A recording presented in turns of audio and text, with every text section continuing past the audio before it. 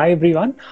Today we are speaking with Dr. Abhishek and Joyita. They are husband and wife, and they are applying to business schools. They have, in fact, applied and got through business schools.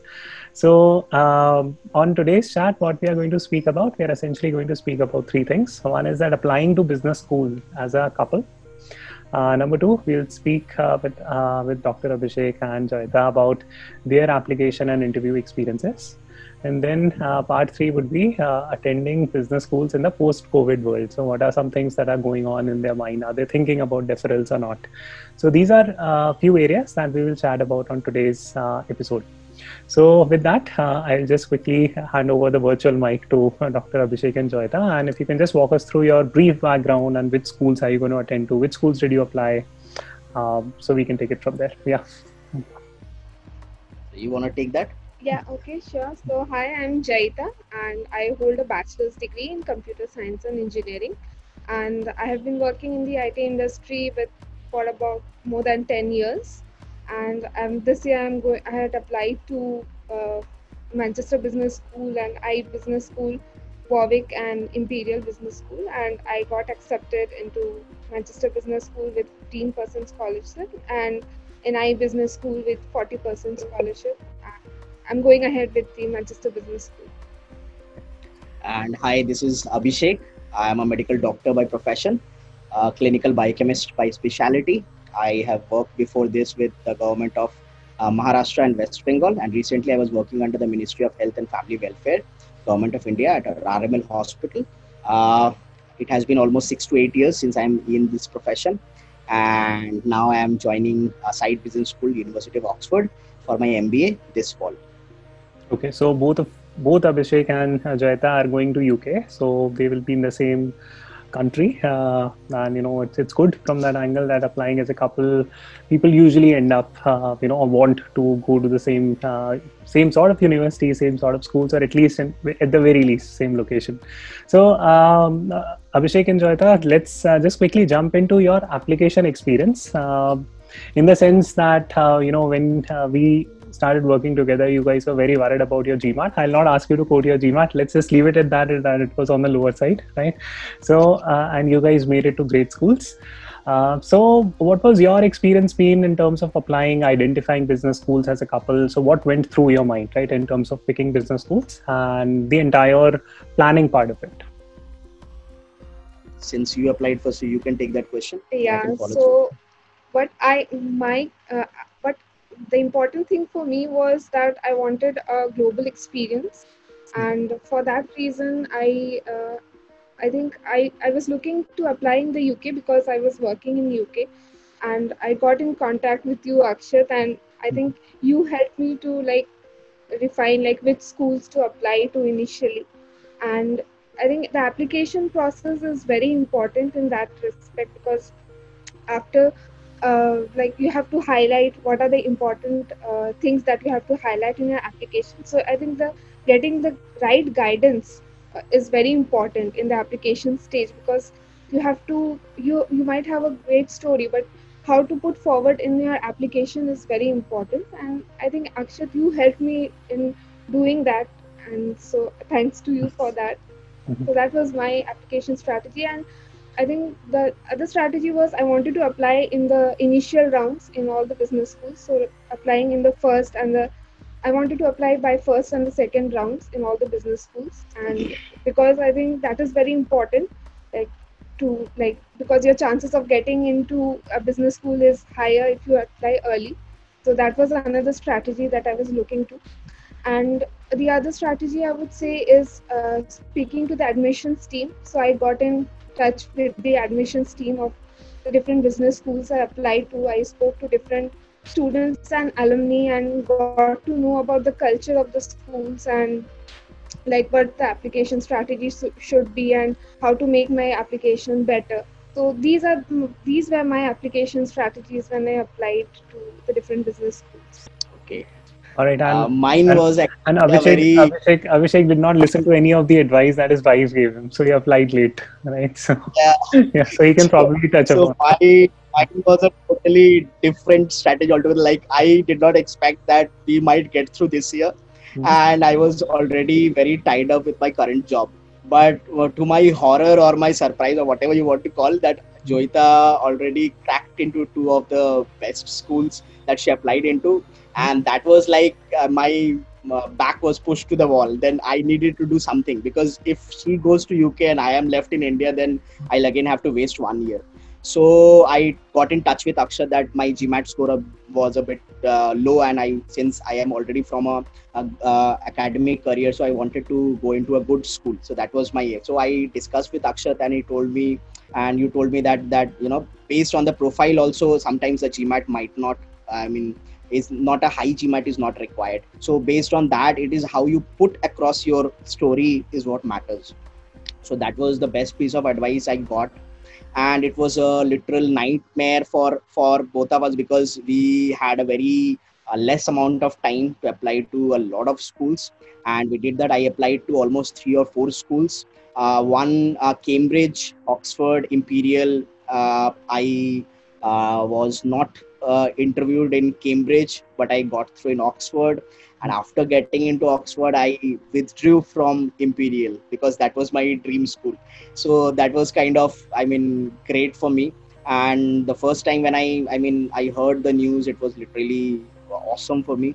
The strategy what I followed was that, for me, the application process was more about self discovery. I did not know I did so many things, but when Akshat told me to think about these, we were able to come up with fantastic stories. And it was that stories and how you articulate, how you put forward your story in the format that the schools want to listen. That is what makes you stand out from the crowd. And I think that somehow worked for me. And of course, talking to alumni, talking to people from your target industry, that really helps, because you need to really clarify as to what you want to do of your MBA, especially coming from a non-traditional background like medicine. For me, it was very important for me to put across my motivation and my target industry and what I want to make use of my MBA degree in the long run, as well as in the short term. So I think that was the main thing that I had to work upon, and that was our major focus of writing the applications. So that was my story. Right, wonderful. Thanks for sharing that. So just a couple of follow-up things that I want to touch upon. So one is the importance of GMAT. So according to you, how important is it? Because a lot of students who reach out to me, they are kind of worried about not having a 700, 710 plus GMAT scores, and they don't even consider applying to top tier universities. So what would be your advice to them? I would personally say that if you are from a non-traditional background, like a background special, and this is more with respect to universities that are outside of India, they are more about collaboration, they are more about diversity. So even if you have a lower GMAT, but you can second that by showing you have a good academics in your college or in your school, or you can show diversity through having a good what you call volunteer experience or extracurricular activity, or something that you have been doing very passionately. So that brings a lot to the table, and they are able to see that you have something unique to bring to the school, and that will create what you called a good learning experience for the other cohort that are there. So I think that is something that is going to compensate for that lower GMAT. So that is one thing. So even with a lower GMAT, you need not be worried about it, because GMAT only forms around 20 to 25% of the whole application process. And we both are a living example of that. No, a lower GMAT is not something that is going to prevent you from getting into a dream school. Mm-hmm. So that would be my advice to the applicants. Okay. Anything to add? I think stories in the application is quite important. I think application is the first step that you have to write well, and because for getting an interview invite to different schools, if you can put forward your stories really well, and if you can show that you have a great profile through your application, I think that's very important. So yeah, I think lower GMAT is sometimes it does matter, but if you have a great profile, it shouldn't matter much. Okay. All right. So just a quick follow-up question there. So both of you are slightly experienced, right, in terms of your industry experiences. So, and both of you have outlined the importance of writing good applications. So what advice would you give to experienced people? What kind of experiences should they speak about or cover on their applications? Should I take that? Okay. Actually, while writing the applications, what I understood is that like business school wants you to succeed. So they want to hear the best part of your experience. Like even if you that is totally fine if you have faltered somewhere or made mistakes. But what is more important is whether you have learned from your mistakes and made a positive change in your career or in your own self. I think that is very important. Especially the leadership skills matter a lot. If you have through your experience you have been able to guide a small team or a larger team based on your capacity and your organization, I think that matters a lot. And leadership does not actually always mean that you have to lead a very large team.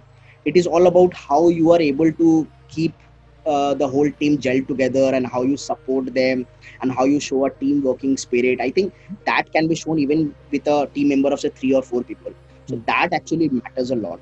So this comes with experience. And second thing is that while you are writing about your experience, I mean, it is very important to put across the positive parts. I mean, that is what is more important. Even while writing the CV, you have to highlight the positive part in you and to avoid the negative part. I think that is very important because we all know that we all have done mistakes in past, and it is all about learning from those mistakes and going ahead.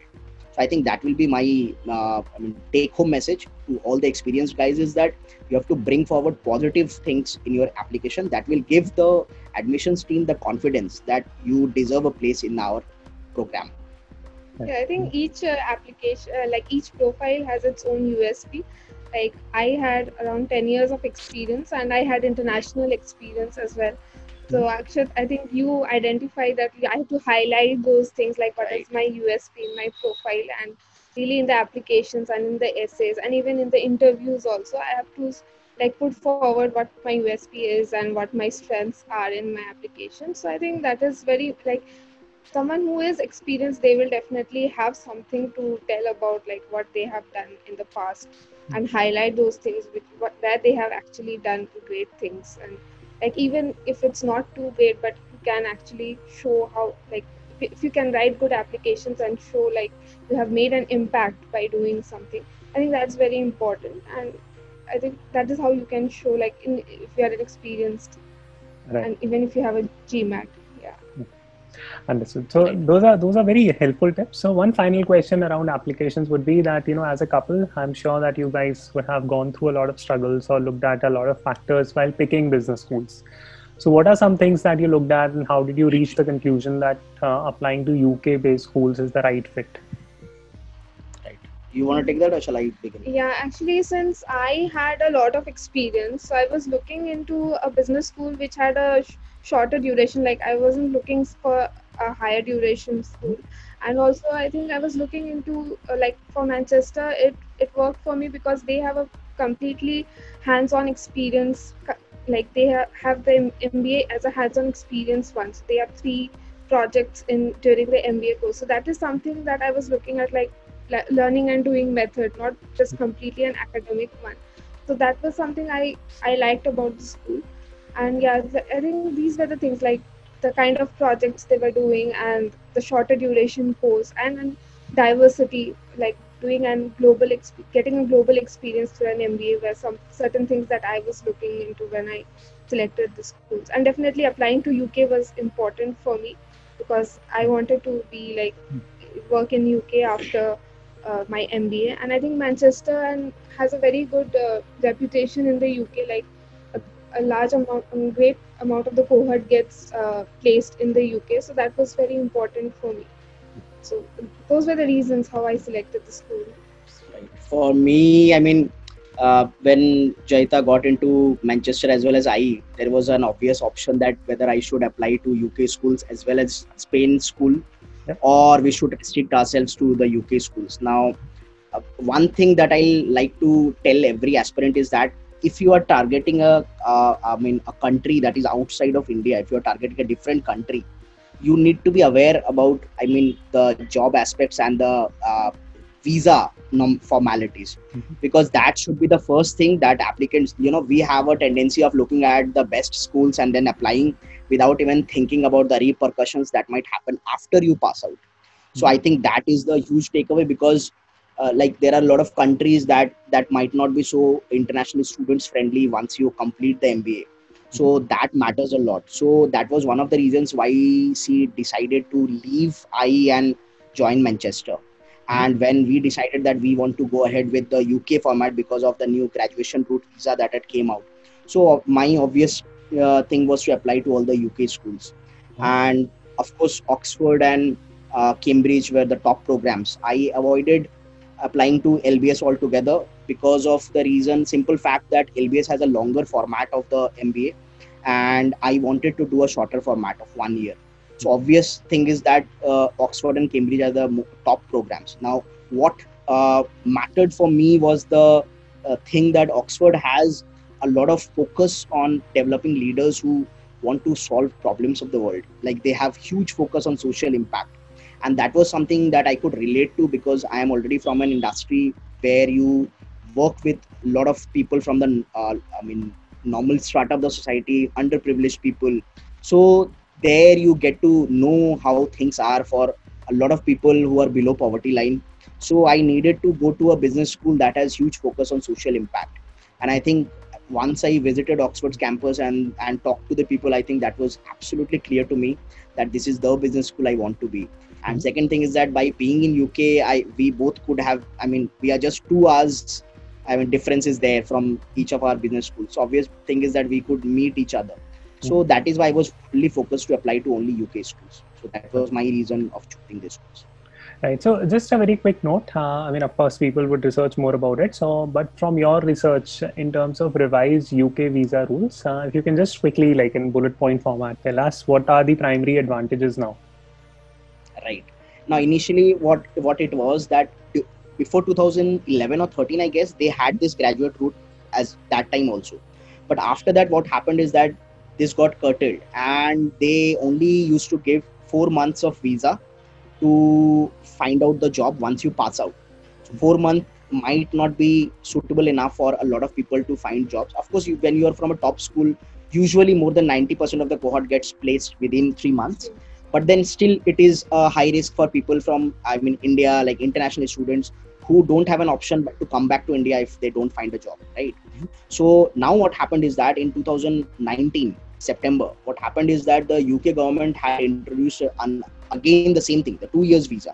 So now what happens, once your student visa gets expired, so before the expiry of the student visa, 1 month or 2 months before that, you apply for the graduate route. So what happens is that without leaving UK, your visa gets extended for 2 years. 2 years is a huge time for finding a job. And during that time, you are not required to find a skilled job. So you can do any kind of job without the requirement of being in a profession that is, linked to your MBA. So that gives you a lot of flexibility. You can do internships, you can do whatever you want. So during those 2 years, you won't be penalized. And within that 2 years, if you find a sponsor, employer that is ready to sponsor your visa, so you can straight away change to tier 2 general visa and you are good to go. So that gives you a lot of leverage and you have more confidence in finding a job. Especially this would matter in the post-COVID era because there must be some kind of economy problem and there will be scarcity of job a bit. But then this 2-year visa is going to be a savior in those cases. Absolutely. I think it's a very important thing for us to change our decisions, like to definitely go for the UK schools. The graduate route visa was the deciding factor actually. Absolutely. One point that we have not touched upon so far was financing, right? Because as a couple, when you're applying, of course, financing is like one area where you don't, which is of great concern, right? If you are considering applying as a couple to, let's say, US schools, it's going to be very cost intensive. In UK, it's much more inexpensive, right? So, for example, the fees for Oxford, Cambridge, AMBS, etc., Warwick, it's comparatively far lower if you compare it to US counterparts, right? So that is again a good point to consider, and also the opportunity cost, as Jayata mentioned, that because the programs are shorter, you graduate back very early, you get into the workforce early, so that helps you make money. And third point, as Dr. Abhishek pointed out, that with the changed visa norms, you can look up for jobs, even non-skilled jobs, So even if you have to pick up a basic job, right? I mean, which is not commensurate with your MBA degree, still you end up repaying your loans very easily, right? So that's assuming absolute worst case scenario, right? So from those angles, UK is seeing a lot of interest in terms of MBA applications, and it's going to be a very competitive way of going forward. Right? So, very quickly, if you both can, touch upon your interview experiences, just walk us through what happened during your interview. Anything, that our audiences should remember if they are interviewing with Oxford or IE for that matter. So, if you can just walk us through that basics. Yeah. You want to take that? Yeah, okay. So for I think the interview, I had a Skype interview with the interviewer, and I had spoken to him before over the phone because I wanted to know certain aspects of the IE curriculum, and it was a good discussion I had with him, like around half an hour to 40 minutes, and it seemed like I had made a good impression there. And so it was before I had applied for IE, and then when I got applied for IE, I got so I had applied to two programs. I had applied to the international MBA program, which is the flagship MBA program, and also for the tech MBA program, which has they have newly launched this year.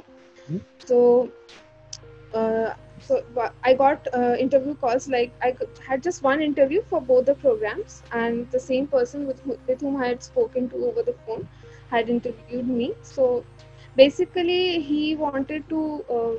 He was very much keen on knowing my post MBA goals and why whether I have researched well on my post MBA goals or not, and more since I had also applied for tech MBA, so he also asked me about whether I was aware about the new digital technologies that are coming up, like AI and fintech and all. So those kind of questions he asked, and also questions around my strengths and weaknesses and my leadership skills and teamwork skills. So those were the things he had touched upon on my interview. So they went around for around 1 hour on the Skype call, and I think some questions were quite straightforward. Like actually, we had practiced before our interview, so some questions were literally out of the things that we had practiced, like talking about things like AI and fintech. So there were a surprise element to the interview as well. But I think the more or less the interview went as a normal conversation, but it was definitely a structured interview. It wasn't a normal conversation. It was like he was asking me questions one after the other. So, and it went on for around 1 hour. So yeah, that was. Yeah. So that's a problem that experienced candidates face, and their interviews usually last longer, right? So Dr. Abhishek, anything to add on that? How was your interview at Oxford? My actually experience was very good. Now, one thing that I would like the candidates to believe is that if you have an opportunity to visit the campus to interview, I think that should be the one that you should choose. Now, in the post-COVID world, this might not be much relevant because anyways, you'll have to do Skype and Zoom interviews. But if given a chance to visit the campus, I think that should be the first choice. The second thing is that interviews, usually in the foreign schools, the schools that are in abroad, they usually tend to focus on your strengths and weakness and your personality. They are more concerned about how you will be able to gel with such an international and diverse cohort, so that they want to know about whether you have such experience of working with such a diverse cohort before or not. They also want to see your personality and your communication skills. I think that matters a lot. In the application, they already know that you have a good written communication skill. That is why they have called you for the interview. And in the interview, they'll be concentrating on your verbal communication skills also, how expressive you are, how well you can articulate the answers that they are looking for. That is something they want to see. The second thing is that they'll also like to see whether there is alignment in your answers with respect to your written answers or not. Like everything should be coherent, that the application that you have written, the interview that you are giving, the recommendations from your recommended referees, so that should all point toward a right direction. The more coherent the story will be, the more are the chances that they'll believe in your story, and you will have more chances of getting it. So that is one thing. And second thing is that the more excitement and motivation you are able to, show for the school, that you are genuinely interested, and whether if you can articulate as to why you are interested. So I think these are the things that they're looking for in the interview, and that's it. Ultimately, if they like you, then they like you anyhow. So that is it. The more coherent your story is, the more likable you are. Okay. So that is the only thing that I like to point out. Wonderful. So any prep tips that you would like to share in terms of interview preparation? What is like the best method or methodology of preparing for interviews? You want to take, or I think everybody should prepare for what are your, like, you should prepare for your elevator pitch, and like how to speak in, like, in a 1 minute, how to introduce yourself. That is very important. And then to you should know what are your strengths. Like, everybody wants to focus on their strengths, but it is very difficult to show your weakness in such a way that it doesn't bring about a bad impression on yourself. So you should also know your weakness, but you should not show it in such a way that it brings a bad impression. So I think that is very important. So strengths, weakness, and definitely through your work, like whatever work you have done, how you have shown leadership skills. So that to highlight that is also very important. So in your profile, you have to, I think, highlight these things, which is very important. For me, one tip will be to practice. The more you practice, the better you get at, articulating what you want to speak out. Especially if you are practicing it with a friend who knows you very well, or an admission consultant like Akshat. Akshat helped me a lot in that, because we had to, the fear of talking to one person as if you have been knowing each other for so long. That is the way you want to bring the conversation all about. So that was very important. Practicing in front of mirror loudly and speaking and seeing how you are expressing your thoughts. So I think that is very important. And record yourself, hear that recording, and assume that you are the interviewer, and give yourself points for how you spoke. I think that is going to matter a lot. And you can always take help. I took a lot of help from Akshat in preparing for the interviews, and I used to, we had mock sessions and you used to give feedback.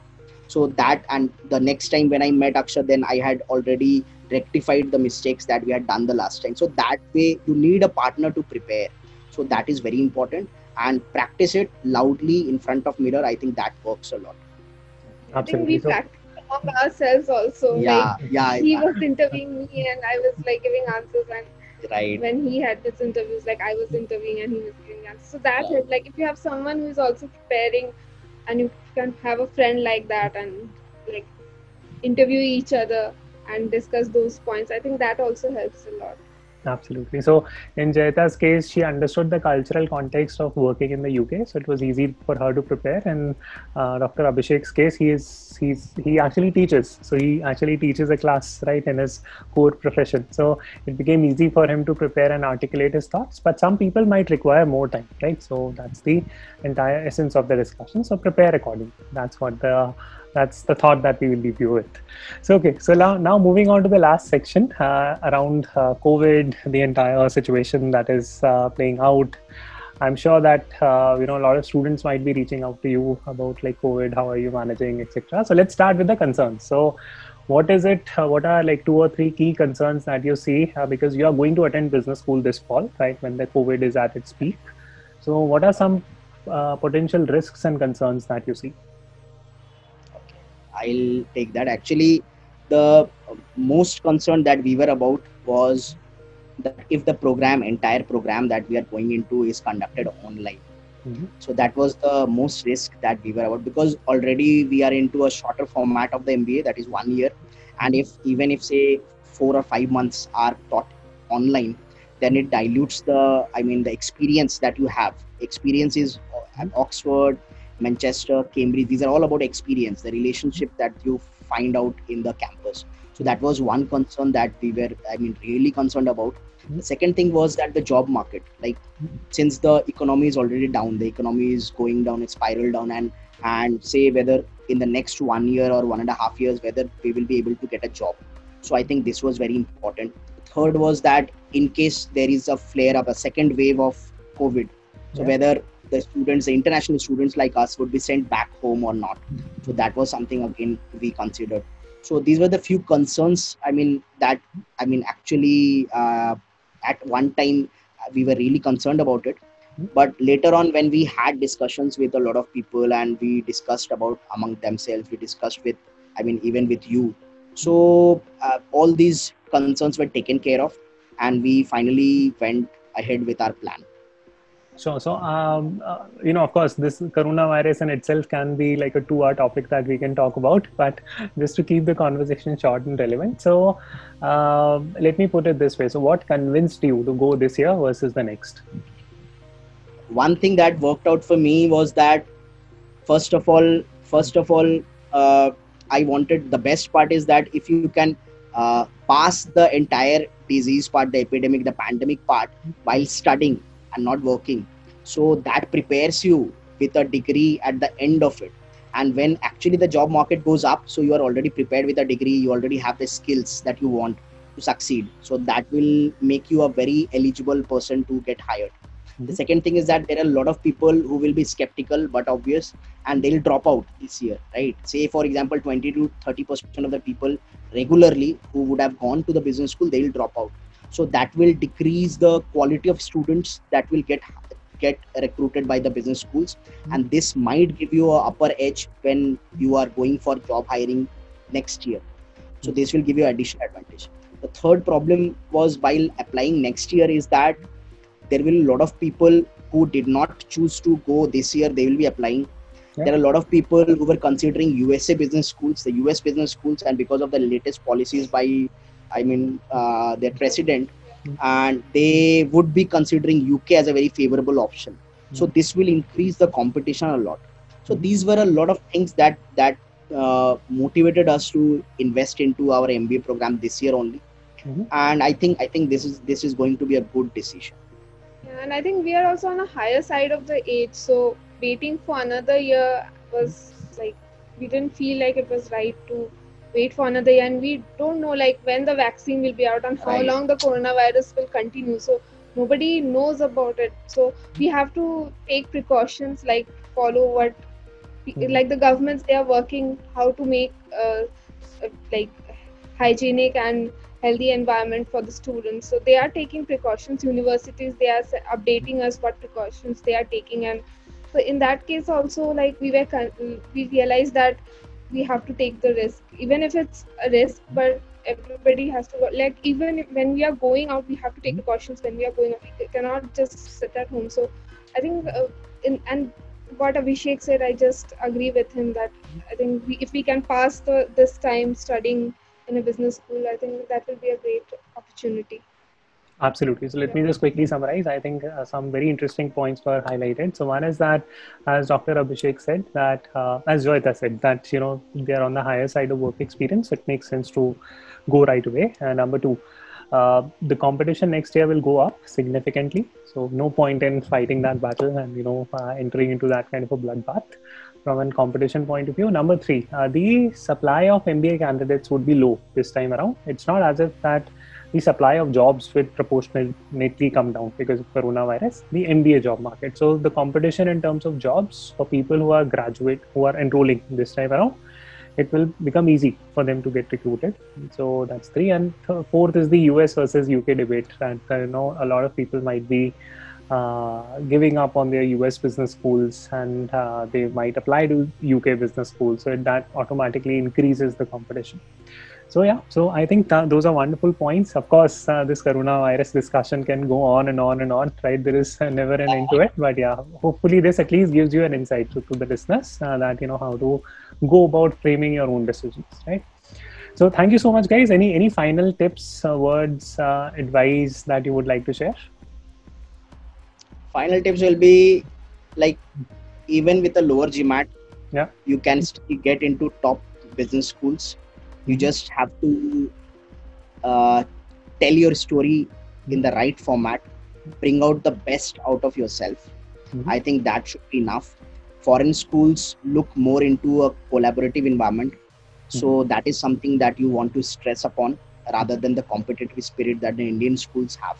So I think that the more you put a coherent story towards that is really going to bring out the best out of you. And last but not the least, you have to believe in yourself, because for us together as a couple, we had the inception of getting into a MBA program was like 4 years back. Yep. So we had our own struggles and we had our own problems, living separately from each other in different cities and whatnot. So you just need to stick in there. This some way or the other, there is always a bright light at the end of the tunnel. So I think that is something that you have to believe in, and only if you believe in yourself, then only the world is going to believe in you. I think that is the takeaway message. I think that Yeah, was I very think well summarized. Yeah. Yeah. Yeah. I think I would like to say that getting a good guidance is also very important. Like in our family, we didn't have anyone who had done an MBA or went into good business schools outside India or something like that.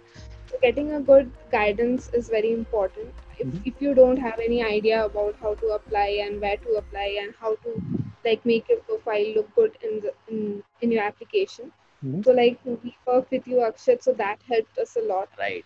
Yeah, and the other thing is applying early is also very important. Like your chances of getting an admit applying early is like it gets very high if you apply early. So yeah, I think that those are the two things I would like to add to what Abhishek said. Absolutely. I can see Abhishek smiling on the comments that one should apply early because he applied late. He did not take Absolutely, that. because I had a nightmare while I applied in round 3. So I was all the time thinking that I should have applied in round 1. That would have made the things a lot easier. I did But tell then- him to apply early with me when I was applying, but he was like, "No, let me check the GMAT again." And I said, like, first speak to Akshat and see what he thinks. Right. So then, but he realized it late. But anyways, it worked out. Absolutely. So it was a pleasure having you guys. Thank you so much for volunteering your time and best of luck. Really appreciate it. And those were very useful comments and insights that you shared with us. Thanks. Thank you so Thank much you, for having Akshay. both of us. Yeah.